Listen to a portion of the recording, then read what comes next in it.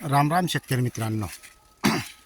सुरुवातीला आपण जे व्हिडिओ बनवलेला होता आणि नवीन शेतकऱ्यांसाठी आपला स्वतःचा अनुभव पण नवीन आहे.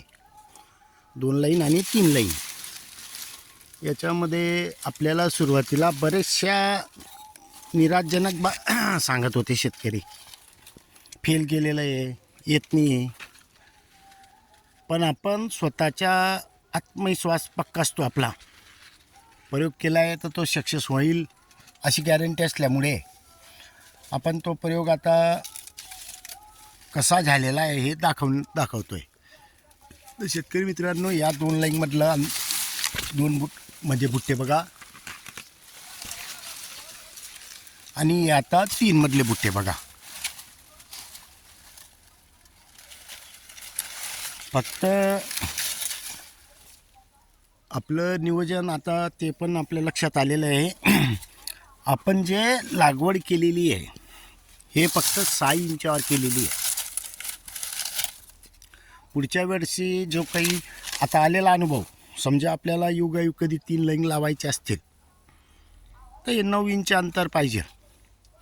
6 इंच थोडं दाटी होते बुवा असं मला वाटतं. कारण आता ज्या वेळेला आपण बुट्टे मोडू त्यावेळेला प्रॉब्लेम येणार आहे. बुट्ट्यांमध्ये काही एक फरक नाही आहे. बुट्टे सारखे आहेत. एक बघा 2 नंबरचे बी बघा आणि हे 3 नंबरचे बी बघा. बुट्ट्यांमध्ये काही एक फरक नाही आहे. आणि जो लहान तोटा असतो त्याचे बुट्टे तर छोटं जास्त आहे. ते 2 लाईनमध्ये बी असलं तरी तोच प्रकार होत राहतो. तर शेतकरी मित्रांनो, 2 आणि 3 आजच्या कंडिशनमध्ये तर काही फरक वाटत नाही आहे. आपल्याकडे भरपूर शेतकरी आले पण आहे, त्यांना पण आपण दाखवलं आहे. असं नाही की आपण दाखवलं नाही आहे. कारण शेतकरी आला म्हणजे आपण काय व्हिडिओमध्ये दाखवलेलं आहे ते तर पाहतातच, त्यात शंका नाही आहे. पण जे शेतकरी म्हणत होते अगोदर, कारण कसं असतं, ज्या शेतकऱ्यांना काही शेतीच्या नवीन प्रयोगावर विश्वास नसतो त्यांनी तर मी म्हणतो ना, फक्त सामन्याला काय करतोय ते बघा ना, त्याचे काय उत्पन्न येतं का नाही, का ते लॉसमध्ये जातो आहे ते बघा. त्याच्यानंतर दुसऱ्या वेळेला त्याला कॉमेंटमेंट टाका किंवा फोन करा किंवा सांगा त्या वेळेला, फसला आता नको करू बाबा प्रयोग. पण शेतकरी मित्रांनो, माझे तरी एक तत्त्व आहे, एखाद्या प्रयोगमध्ये कधी आपण फेल गेलो काही अडचण नाही आहे, पण येणाऱ्या काळात आपण काहीतरी उन्नती करू शकतो.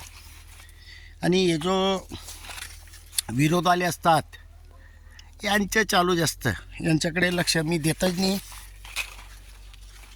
आपल्याला जे करायचे ते करायचे, शेती आपली, सर्व काही नियोजन आपलं, मग यांना कशाला घाबरायचं. आता लोक आहेत, 2 कडचे चांगले पण असतात, 2 वाईट पण असतात. त्याच्यामुळे आपण लढत बसत नाही कोणाच्या नांद्याला लागून. आपल्याला जे करायचे ते करा आणि सक्सेस करा. खर्च कमी करून कोणत्याही पिकाला अन्नद्रव्य जे काही लागतं आहे ते योग्य वेळी द्या. आता समजा आपण जास्त प्रमाणात जेवढ दाटी केली आहे तर त्याला खतपाणी सुद्धा जास्त लागणार आहे, हे पण तितकं लक्ष पाहिजे.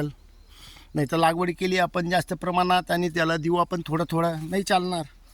त्याच्यामुळे आपल्या ज्या काही निविष्ठा बनवतो आपण हे थोडं जास्त द्यावं लागतात. कारण प्रत्येक पिकाला अन्नद्रव्य लागतं आणि प्रत्येकाला कधी पूर्ण नाही भेटलं मग नुकसान होणार आहे. तर शेतकरी मित्रांनो, 2 मध्येही सारखं आहे बघा. आता हे सबमेनवर येत आपण, आणि 3 मध्येही काही एक फरक नाही आहे. बुट्टेही चांगल्या पद्धतीचे आहेत. आता उत्पन्नावर बघू.